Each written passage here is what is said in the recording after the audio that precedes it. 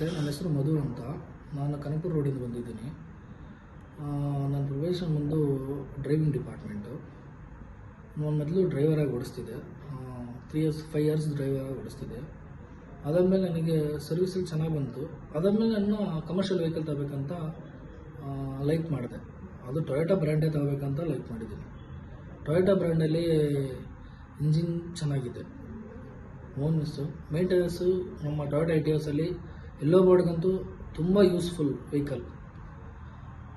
ಅದರಲ್ಲಿ ಸರ್ವಿಸೇ ಆಗಲಿ, ಅಡಿಷನಲ್ ವರ್ಕೇ ಆಗಲಿ, ಏನೇ ಆಗಲಿ ತುಂಬ ಚೆನ್ನಾಗಿದೆ. ನಮ್ಮ ಸರ್ವಿಸ್ ಬಿಟ್ಟಾಗ ಕೊಡೋ ರೆಸ್ಪಾನ್ಸ್, ಅಡ್ವೈಸರು ಚೆನ್ನಾಗಿ ರೆಸ್ಪಾನ್ಸ್ ಕೊಡ್ತಾರೆ.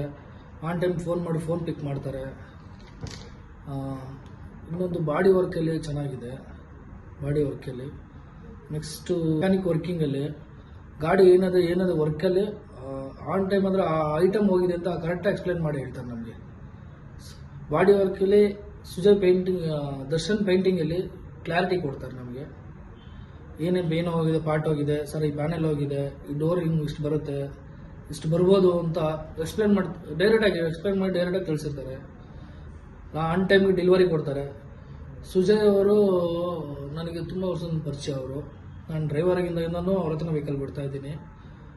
ಅವರು ಸರ್ವಿಸ್ ಇದರಲ್ಲಿ ನೀಟಾಗಿ ಸರ್ವಿಸ್ ಕೊಡ್ತಾರೆ. ಆನ್ ಟೈಮ್ ಗಾಡಿ ಸರ್, ಆನ್ ಟೈಮ್ ಈ ಟೈಮ್ ಬೇಕು ಅಂದರೆ ಈ ಟೈಮ್ ಗಾಡಿ ಡೆಲಿವರಿ ಕೊಡ್ತಾರೆ ನನಗೆ.